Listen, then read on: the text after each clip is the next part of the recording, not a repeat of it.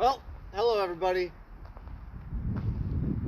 I was going to put on my tiger stripe jumpsuit and talk about Matteo Furlani Rosso, but it's so warm out today that I figured it was running short in singlet weather again. So I went out and ran a bunch of sub 6 minute miles. Woohoo! But I don't know, I shouldn't be mixing running and wine, really.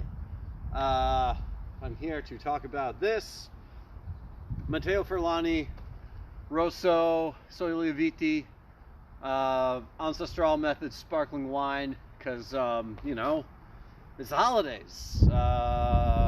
Friday is Christmas, and then next week we've got New Year's and all. Huh? The wind just blew my phone sideways. There, now you're not copyrighted anymore. Hopefully you can hear me with the wind. Anyway, whatever.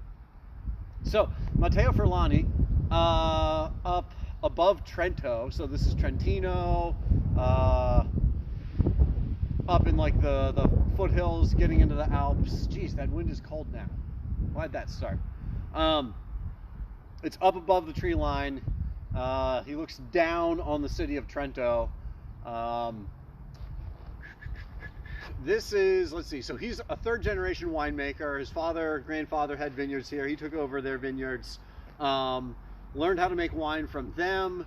He did go to university and study agronomy, but he's a very traditional winemaker. He started out as a very traditional winemaker, and then you know, is now a quote unquote natural winemaker. Uses a bunch of biodynamic preparations in the vineyards, and then you know, does nothing in the winery, no additives, just like harvests the grapes, lets them ferment with native yeast. I believe they ferment still, but he freezes some of the grape juice, some of his like grape juice, the grape must, so that then he can add that to the bottles, to the wine as he bottles, so that it re-ferments in the bottle with just grape juice, his own grape juice. He's not adding sugar or anything like that. Zero sulfur added to this. I just love how this bottle looks. This is a blend of Marzemino, Teraldigo, Turca, and Negara, I believe. Those four grape varieties together, all traditional indigenous grape varieties. Let's see how it tastes. Obviously, I know how it tastes because I've already been drinking this bottle. But it's the time of year for sparkling wine. There we go.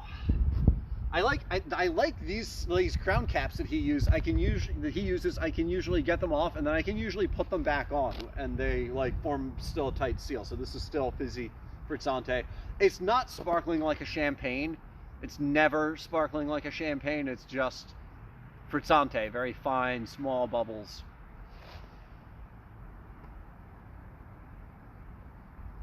Ah, boy, what does it smell like?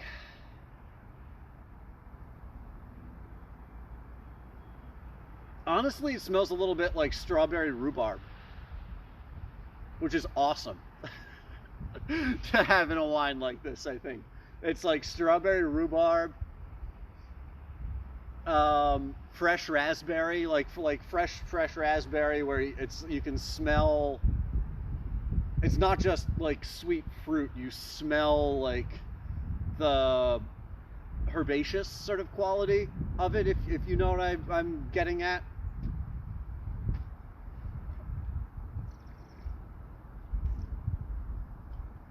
It's juicy, it's prickly, tart little finish, cranberry, raspberry, very fresh. But fresh, but like it's not light, and it's not just like acidity driven.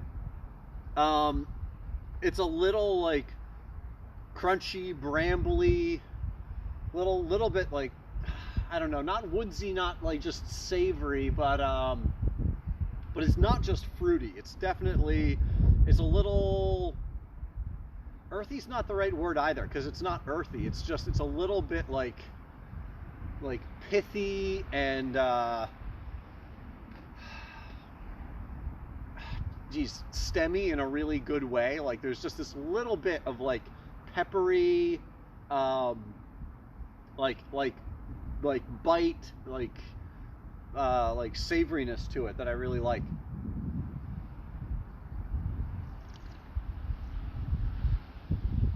But bright fresh fruit, and the effervescence is great. It comes into the mid palate and it's just very fine, but it sort of, you know, helps wake your palate up, gives the wine a different dimension, gives it this mouthfeel. And then there is also a yeastiness that then comes in after that, like in the finish, and lingers, and that gives the wine a more savory, like undertone. So it's not a heavy wine really at all, but it is a wine, a sparkling wine with like more presence and depth and robust isn't the right word, but like with the structure and savoriness to go with a lot of different food. I opened this with a bunch of interesting pizzas last night. I had like a lamb sausage, like Turkish sausage pizza that this was great with.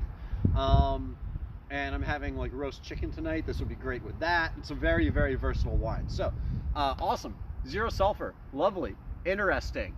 From way up in the Alps, from above the tree line. Really cool place. I'd highly recommend going online, looking up Matteo Furlani, looking at pictures of the crazy place that this comes from.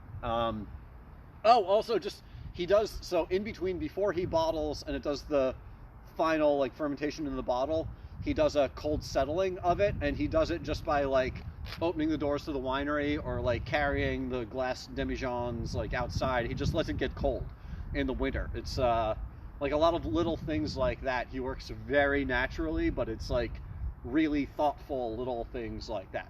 Great guy, great winemaker. I love his wines. And I'm gonna go drink this now. Here, Matteo Furlani.